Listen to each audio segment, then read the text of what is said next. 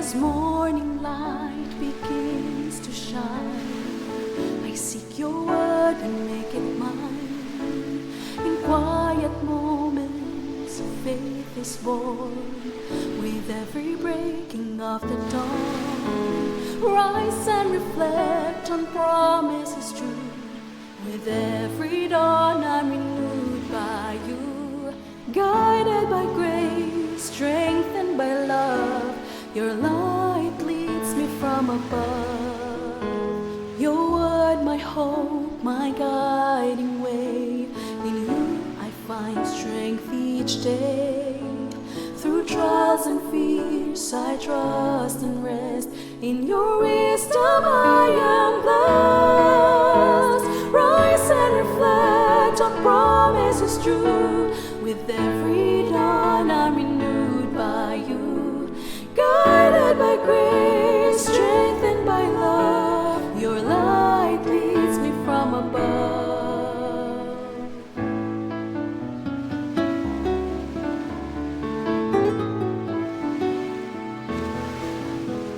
Your word, my hope, my guiding way. In you I find strength each day. Through trials and fears I trust and rest. In your wisdom I am blessed. Rise and reflect on promises true. With every dawn I'm renewed by you. Guided by grace, strengthened by love, your light leads me from above. Rise and reflect on promises true. With every dawn I'm renewed by you.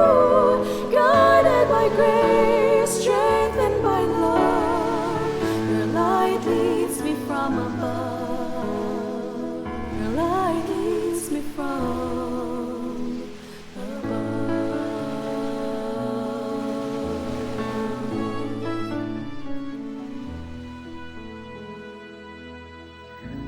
Isang bago at punong-puno ng pagpapalang umaga muli kaibigan. Ako ang iyong kaibigan, Nerio Caranza, at sa kabanatang 31 ng Job, talatang 6, timbangin ako sa matuwid na timbangan at hayaang malaman ng Diyos ang aking katapatan.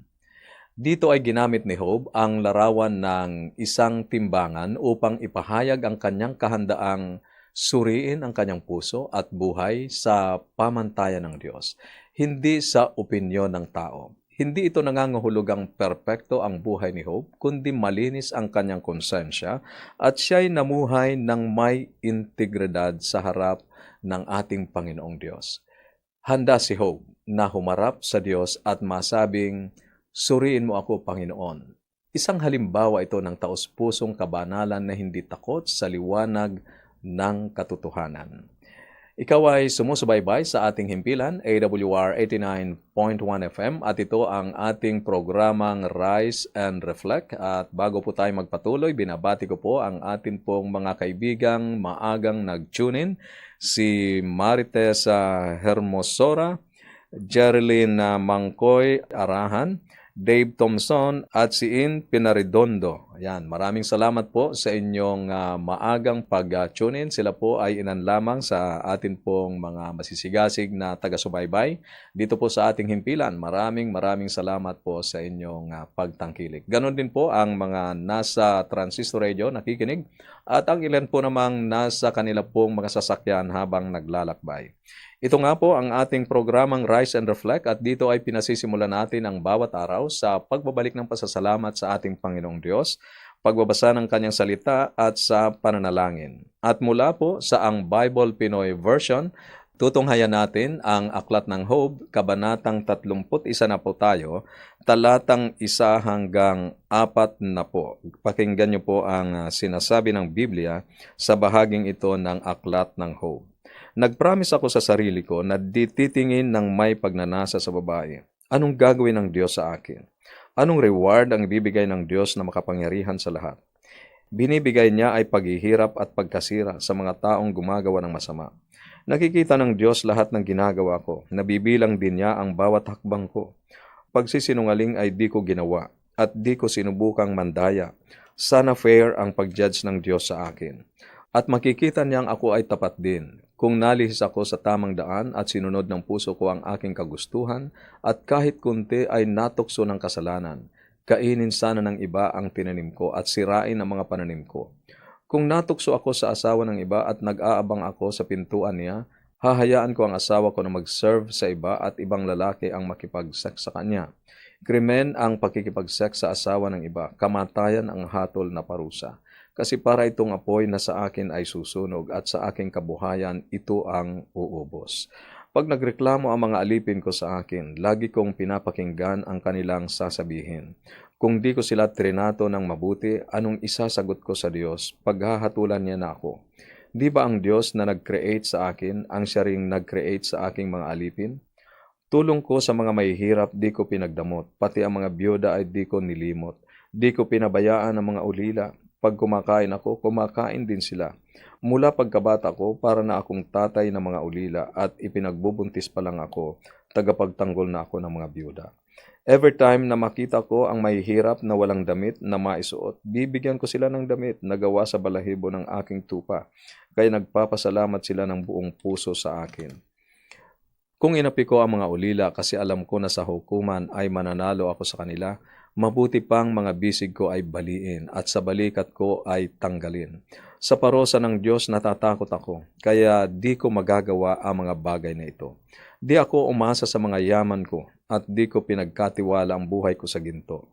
Kung masaya ako kasi mayaman ako o dahil masagana ang buhay ko, kung winorship ko na ang araw dahil sa liwanag nito at ang buwan kasi maganda ito, at sikretong natangay ang puso ko o kaya bilang pag-worship hinalikan ko ang kamay ko, nagkasala ako sa Diyos sa taas kung ito'y aking ginawa at kamatayan ang haharapin kong parusa. Pag ang kaaway ko'y nagdusa, hindi ako natutuwa. Sa paghihirap nila, di ako nagsasaya. Buhay nila ay di ko sinumpa, kaya ako ay di nagkasala. Alam ng mga kasama ko, nabubusog ang bawat pumupunta sa bahay ko. Di ko hinayaang matulog sa daan ang mga naglalakbay. Niyaya ko silang magpahinga sa aking bahay. Di ko pinagtatakpan ang mga kasalanan ko. Gawain nyo ng ibang tao. Maging mga kamalian ko, di ko tinatago. Di ako natakot sa sasabihin ng iba. Di rin ako nasindak nung ako ay nilait nila. Para di ako lumabas ng bahay at tumahimik na lang. Wala kayang makikinig sa akin? Sinusumpa ko na nagsasabi ako ng totoo. Sagutin sana ako ng Diyos na makapangyarihan sa lahat. Kung ako'y pagbintangan ng aking kalaban, sana ito ay kanyang naisulat. Papasanin ko ito para makita ng mga tao at ikokorona ko pa sa aking ulo. I-explain ko sa Diyos ang lahat ng aking ginawa. Lalapitan ko siya gaya ng isang leader na walang dapat ikahiya. Kung ang lupa na aking tinatamnan ay ninakaw ko sa iba, kahit tumutol ang may-ari, pinilit ko pa rin kinuha, o kung kinain ko lahat ng bunga at mamatay sa gutom ang nagsaka, damo at tinik sana ang tumubo dito. Kesa wheat at barley, ang doon ay lumago. Dito nagtapos ang mga sinabi ni Job. Sa Kabanatang 31, nakita natin ang paglalahad ng buhay ni Job sa isang pagsusuri sa kanyang sarili. Ipinahayag ni Job ang integridad ng kanyang buhay, natupad niya ang mga kahilingan ng kautusan ng Diyos at higit pa, he lived a blameless life, sangayon sa verse 6. Naglista rin si Job ng isang serye na mga hamon na nagsisimula sa kung or if, kung ginawa niya ang mga bagay na ito. Kung gayon ang kanyang kaparusahan ay tama lang at makatuwiran. Tanggap naman ni Job na kung talagang ginawa niya ay dapat siyang parusahan. Gayon pa man, ipinahiwatig sa mga hamong ito ang katotohanan na hindi niya nagawa ang mga ito. Naglista rin siya ng sunod-sunod na mga halimbawa. Ang sabi niya, kung lumakad ako sa kasinungalingan, sangayon sa talatang 5, at kung ang aking mga hakbang ay lumihis sa landas, kung ang aking puso ay pinatnubayan ng aking mga mata, o kung ang aking mga kamay ay nadumhan. At sa verse 9, kung ang aking puso ay naakit sa isang babae, o kung ako ay nagtago sa pintuan ng aking kapwa. Kung ipinagkait ko ang katarungan sa sinuman sa aking mga lingkod sangayon sa talatang 13, at kung itinanggi ko ang mga pagnanasa ng mga dukha sa verse 16, pagkatapos ay nagtapos si Job sa kung itinago ko ang aking kasalanan gaya ng ginagawa ng mga tao sa pamamagitan ng pagtatago ng aking kasalanan sa karamihan, kung gayon, ang parusa ng Diyos ay makatuwiran. Sang-ayon sa talatang 33. Dito, maliwanag na namuhay si Job ng isang kahangahangang buhay. Sa Job, kabanatang 1, talatang 1 at talatang 8, siya ay inilalarawan bilang isang taong walang kapintasan at matuwid. Siya ay may takot sa Diyos at umiiwas sa kasamaan. Ang pagpapakilala sa kanya ay may isang lalaking nakatira sa lupain ng Uz na ang pangalan ay Job. Matuwid siya, walang kapintasan ang pamumuhay, may takot sa Diyos at umiiwas sa kasamaan. At sa talatang 8, ang Diyos mismo ay nagpatutuo na ang sinasabi ay ganito. Sinabi sa kanya ng Panginoon, napansin mo ba ang lingkod kong si Job? Wala siyang katulad sa buong mundo. Matuwid siya at malinis ang pamumuhay. May takot siya sa akin at umiiwas sa kasamaan. Hindi itinatago ni Job ang talaan ng kanyang buhay. Ang kanyang buhay ay isang bukas na aklat, malinaw na nagpapakita ng kanyang pagsunod, paggalang at pagkatakot sa Diyos. Sa talatang 4 ng kabanatang 31, alam ng Diyos ang lahat ng aking ginagawa, ang sabi ni Job. At sa talatang 6, timbangin ako sa matuwid na timbangan at hayaang malaman ng Diyos ang aking katapatan. Kaibigan, ang buhay ng isang taong may takot sa Diyos ay hindi mangangamba sa pagsusuri, sapagkat ito'y namumuhay ng may integridad at katapatan. Tulad ni Job, naway maging panalangin natin, Panginoon, timbangin mo ako, linisin mo ako, at gawin mo akong tapat sa iyong harapan. Kaibigan kong babalikan mo ang iyong paglalakbay sa buhay pananampalataya. Ano sa palagay mo ang magiging larawan ng talaan ng iyong buhay? Ano ang mga kailangan mong iwanan upang mamuhay na may takot sa Diyos at walang kapintasan at matuwid? Para sa iyong comment and reflection, maaari kang mag-text sa ating mga numero 0917-1742-777, 0917-1742-777, at sa 0918-9447-891. 0918-9447-891. At para naman po sa inyo na nasa Facebook page at atin pong channel sa YouTube, maaari po kayong mag-comment dyan sa comment section. Tayo po ngayon ay dadako sa ating pananalangin at nais ko pong samahan niyo ako sa paglapit sa Panginoon sa ating pong pananalangin. Dakila naming Diyos, maibiging Ama, Diyos ng liwanag at katotohanan, sa harap ng ningning ng iyong presensya, maging ang mga anghel ay nagtatakip ng kanilang mga mukha. Panginoon, wala kaming pwedeng itakip sa aming mga pagkatao na maitatago ang aming mga kasalanan. Ngunit naparito ang iyong anak, ang aming Panginoong Jesucristo, na nirahang kasama ng mga tao, namatay sa krus at muling nabuhay, upang ang kanyang katuwiran ay maging balabal ng katuwirang pwede naming maitakip sa aming mga kahihiyan. Salamat po sa inyong anak, ang aming Panginoong Jesucristo. Maaari kaming humarap sa iyo ng may kapanatagan at integridad, sapagkat ang kanyang katuwiran ang magtatakip sa aming mga kahinaan at makasalanang pagkatao. Ituro mo po sa amin, Panginoon, ang landas ng katuwiran. Amang banal, sa umagang ito akin pong ipinapakiusap ang mga panalangin ng amin pong mga giliw na taga-subaybay. Inyo po silang pakinggan sa kanila pong mga kahilingan, lalong-lalo na po ang makapagpapatibay ng kanilang pananampalataya sa inyo. Buklorin niyo po at pagkaisahin sa pananampalataya ang kanilang pamilya. At tulungan, Panginoon, ang mga kabataan, ang kanilang mga anak, na maging masunurin at tumalima sa inyo pong kalooban. Pagpalain po ang bawat isa at ang pag-iingat ng mga piling anghel ang patuloy niyong iparana sa amin sa buong maghapong ito sa pangalan ng aming tagapagligtas na si Jesus. Amen. Amen.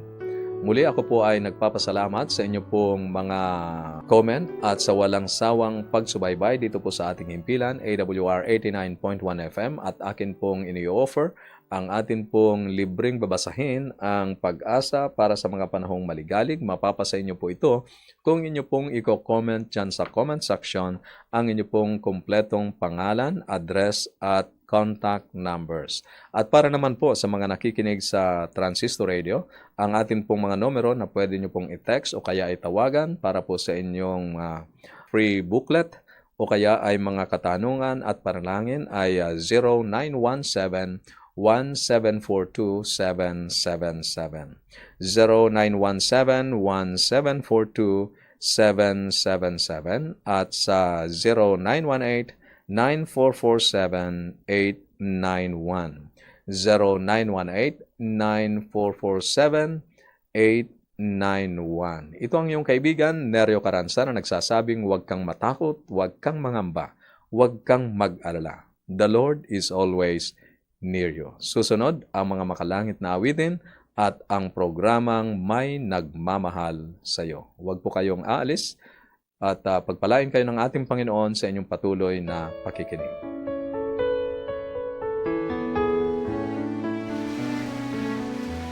As morning light begins to shine, I seek your word and make it mine. In quiet moments, faith is born. With every breaking of the dawn, rise and reflect on promises true. With every dawn, I'm renewed by you. Guided by grace, strengthened by love, your light leads me from above. Your word, my hope, my guiding way. In you I find strength each day. Through trials and fears I trust and rest. In your wisdom I am blessed. Rise and reflect on promises true. With every dawn I'm renewed by you. Guided by grace, strengthened by love, your light leads me from above.